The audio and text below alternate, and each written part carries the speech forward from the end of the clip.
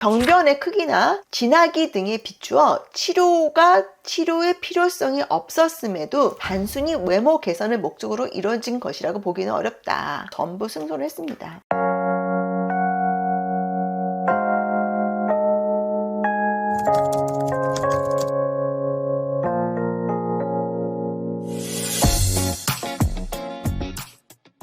안녕하세요, 최은 변호사입니다. 오늘은 이소송 몽고 반점 승소 사례, 제가 지난번에도 한번 영상을 올려드렸는데 또 추가로 승소한 게 있어서 판결문을 보시면서 설명을 드리겠습니다. 이 사건은 2025년 11월에 선고된 거고요. 제가 직접 수행을 한 사건입니다. 이소송 몽고 반점은 엉덩이에 있는 일반 몽고 반점이 아닌 다른 부위에 있는 그 반점을 이소송 몽고 반점이라고 합니다. 근데 이 사건의 피보험자들은 복부, 등 부위에 넓고 푸른색 반점이 있고, 그랬더니 병원에서는 선천성 비신생물성 모발, 한국 질병 분류번호 Q82.5 진단을 받았고, 이 치료를 위해서 Q-스위치 ND 약을 라이저로 이소송 몽고 반점 치료를 받았습니다. 이소송 몽고 반점의 특징이 치료가 한 번에 안 돼요. 그래서 여러 번을 하다 보니까 이미 상당수의 보험금을 받은 거죠. 그랬더니 더 이상 보험회사에서는 못 주겠다, 이렇게 된 겁니다. 이 사건에 또 보면은 두 명이었는데 두 번째 얘기도 비슷합니다. 어깨, 손목 등 허리에 걸친 해푸른색 반점을 호소했고, 동일하게 선천성 비신생물성 모발, 한국 질병 분류번호 Q82.5에 해당한다는 이소송 몽고 반점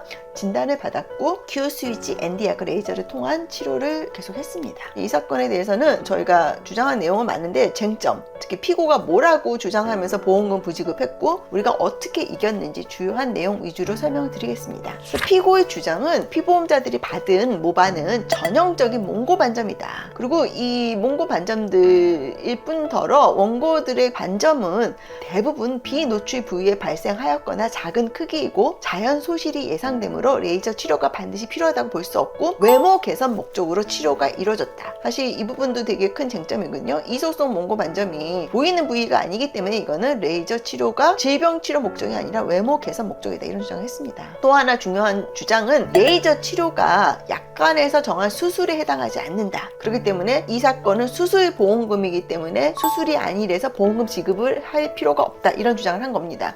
여기에 대해서 판단을 보겠는데요. 진한 청색의 넓은 반이 요천추 부위를 넘어서 등과 옆구리 쪽까지 침범하여 일반적인 몽고 반점보다는 지속적인 경과를 보일 것으로 예상되는 상태였고, 저절로 호전되기를 기대하기 어려운 상태였습니다. 또한 일반적인 몽고반보다 지속될 가능성이 높고 오른쪽 엉덩이 가장자리 쪽에 있는 일부 진한 푸른 반 역시 지속될 가능성이 있는 상태였습니다. 이런 상황이었고요. 지금 레이저가 수술이 아니라고 했잖아요. 레이저 치료는 피부 내의 발색단이 레이저 에너지를 흡수하여 생체 내의 표적을 선택적으로 파괴하는 기법으로 멜라닌을 포함하는 병소를 선택적으로 파괴하는 치료법인데, 일반적인 치료 환경에서 병변의 범위가 넓은 경우 한자의 통증을 고려하여 부위를 나누어 치료하는 것을 고려할 수 있으며, 병변의 색이 진한 경우 더 많은 횟수의 반복 치료가 필요하다. 유아의 경우 협조 유무에 따라 치료 범위가 제한될 수도 있으며 환자에 따라 레이저 치료에 대한 반응도가 다르고 임상적 호전 정도 및 환자의 만족도를 고려하여 치료 횟수를 결정하게 되므로 정확한 치료 횟수를 예상하기 어렵다. 또 치료 횟수가 너무 많다, 이런 주장도 했기 때문에 이렇게 판단을 받았습니다. 병변의 크기나 진하기 등에 비추어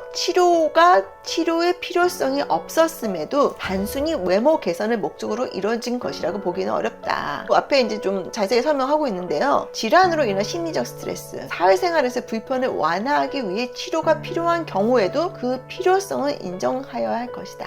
되게 중요한 내용이죠. 그 다음에 레이저 치료가 약관상 수술에 해당하는 이 쟁점은 이 사건에서 되게 중요한 쟁점이고요. 많은 수술 보험금에서 고주파 절제술도 그렇고 새로운 신기술이 수술이냐, 이런 쟁점이 있습니다. 근데 이제 약관을 해석하는 원칙이 있습니다. 대법원에서도 얘기를 하고 우리나라 약관 규제법에도 나오고 보험 약관에도 이런 내용이 있습니다. 약관의 내용이 명백하지 아니하거나 의심스러울 때에는 고객에게 유리하게 약관 작성자에게 불리하게 해석하는 것이 타당하다. 이것이 소위 작성자 불이익 원칙입니다. 이 사건 약관을 보겠는데 수술의 정의를 생체의 절단, 절제 등의 조작을 가하는 것을 수술로 정하고 있고요. 수술이 아닌 거는 또 정하고 있습니다. 흡인, 주사기 등으로 이렇게 빨아들이는 거죠. 그 다음에 천자는 바늘 또는 간을 꼽아 체액이나 조직을 뽑아내거나 약물을 주입하는 겁니다. 신경 차단, 이거는 수술이 아니다 이렇게 주장을 하고 있습니다. 모든 치료가 여기에 이제 다 해당되는 건 아니고 여기에 비추어서 수술인지 아닌지를 이제 판단해야 됩니다. 근데 이 사건에서 저희가 여러 가지 증거를